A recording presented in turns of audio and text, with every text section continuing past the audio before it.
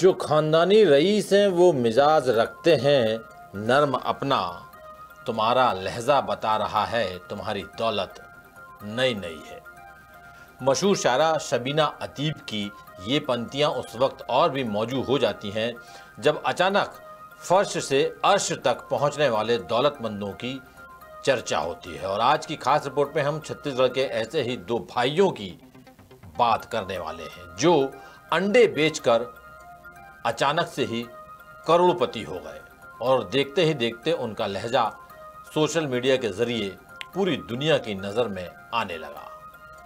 यहाँ बात हो रही है छत्तीसगढ़ के सूदखोर, ब्लैकमेलर और हिस्ट्री शीटर तोमर बंधुओं की, जिन पर अब कई केस चल रहे हैं। अब इनका सत्ताधारी पार्टी बीजेपी से एक खास कनेक्शन निकलकर सामने आया है और अब पुलिस तोमर बंधुओं के करीबियों को भी तलाश रही है। लेकिन इसी बीच पुलिस को तोमर ब्रदर्स के कुछ ऐसे बिजनेस पार्टनर्स भी मिले हैं जो खुद बीजेपी नेता हैं। पुलिस ने कारोबारी रविंद्र सिंह के यहाँ छापा मारा तो तकरीबन 40 करोड़ की प्रॉपर्टी की रजिस्ट्री और 3.5 करोड़ का सोना मिला। खास बात यह है कि रविंद्र को रायपुर बीजेपी का नेता बताया जाता है। रविंद्र के अलावा तोमर बंधुओं को गुर्बत के दिनों में दिद्दा का भी खूब साथ मिला। आखिर अंडे बेचने से अंडलवर्ड तक कैसे पहुंचे तोमर ब्रदर्स, बीजेपी से क्या है उनका कनेक्शन और कौन है ये दिद्दा, बता रहे हैं रायपुर से हमारे ब्यूरो चीफ अरुण तिवारी।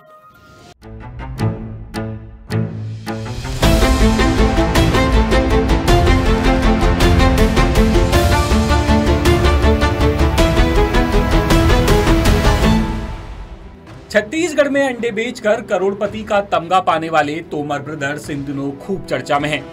अब ये खबर सामने आई कि तोमर ब्रदर्स के करीबियों में जिनका नाम है उनमें रविंदर सिंह भी शामिल हैं, जो कि बड़े कारोबारी भी हैं, साथ ही बीजेपी के नेता भी, और खुद को मीडिया कमेटी का सदस्य भी बताते हैं।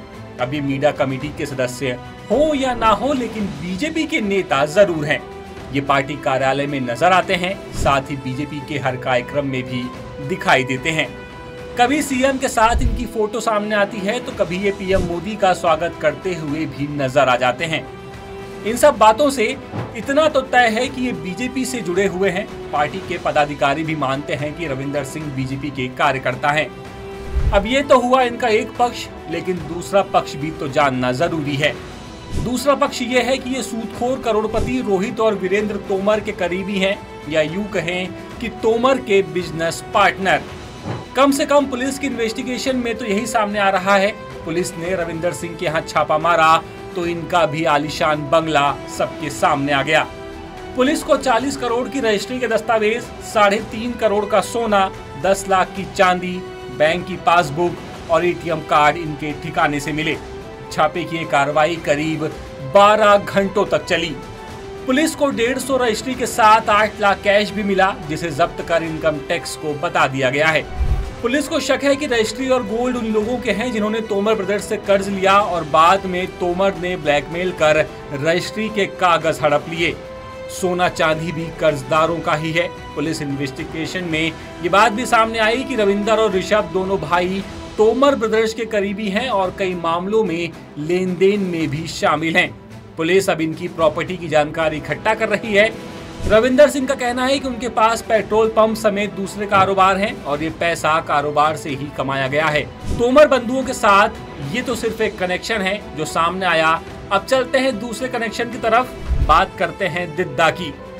दिद्दा तोमर बंधुओं का दूसरा बीजेपी कनेक्शन है। तोमर बंधु जब गरीबी में थे तो उनको दिद्दा का साथ मिला। दिद्दा बघेलखंडी में बड़ी बहन को कहा जाता है। दिद्दा का साथ मिला तो तोमर बंधुओं के अमीर होने का सिलसिला चल पड़ा।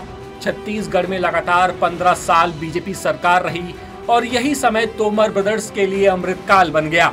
तोमर बंधु शुरू से ही आपराधिक प्रवृत्ति के थे, लेकिन जब पैसा आया तो अपराध का ग्राफ सीढ़ियां चढ़ता गया।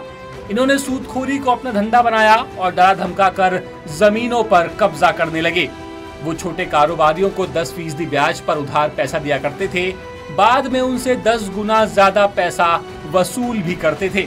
अगर कोई कारोबारी पैसा ना दे तो उसकी प्रॉपर्टी जबरदस्ती अपने नाम करवा लेते। अपने गांव में उन्होंने ऐसे ही कई लोगों की जमीन भी हथियाली। एक समय तोमर बंधुओं के ऊपर बीजेपी के बड़े बड़े नेताओं का हाथ था। अब सूदखोर तोमर ब्रदर्स की प्रॉपर्टी की जानकारी के लिए पुलिस की टीम रजिस्ट्री दफ्तर भी पहुंची। तोमर परिवार के नाम पर कहां-कहां कितनी जमीन है, इसकी जानकारी अब पुलिस निकाल रही है। उनके करीबियों और वसूली एजेंटों की प्रॉपर्टी की भी जानकारी खंगाली जा रही है। पुलिस की शुरुआती पड़ताल में खुलासा हुआ कि वीरेंद्र और रोहित दोनों भाइयों ने अपने नाम पर ज्यादा प्रॉपर्टी नहीं खरीदी। उन्होंने अपने करीबी, दूर के रिश्तेदारों और कर्मचारियों के नाम पर जमकर प्रॉपर्टी खरीदी। तोमर ब्रदर्स के वसूली एजेंट बंटी सहारे और जितेंद्र देवांगन को लंबी पूछताछ के बाद जेल भेज दिया गया।